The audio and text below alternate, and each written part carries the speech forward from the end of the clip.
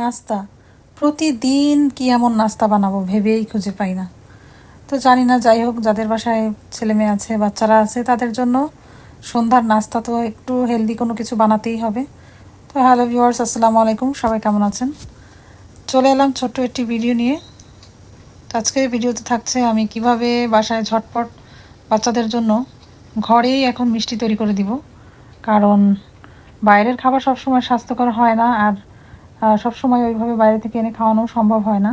তো হুট করে যখনই এরকম কিছু খেতে মন চাইবে, তো আমি দ্রুত বাসায় বসেই কিছু পাউরুটি ছিল, দুধ ছিল, সেটা দিয়েই কিন্তু আমি মিষ্টি তৈরি করে ফেলছি। তো যাই হোক, আমার মিষ্টিগুলো অলরেডি কিন্তু হয়ে গেছে। আমি চিনির শিরা তৈরি করে এখন তার মধ্যে আমি জাল করে নিলাম 10 মিনিট। যাই হোক, দেখতে দেখতে কিন্তু আমার মিষ্টিগুলো বানানো একদমই রেডি। এখন কিন্তু খাওয়ার পালা। তো আপনারা চাইলে বাসায় এভাবে বাচ্চাদেরকে মিষ্টি তৈরি করে দিতে পারেন। আজকে এ পর্যন্তই, সবাই ভালো থাকবেন, আল্লাহ হাফেজ।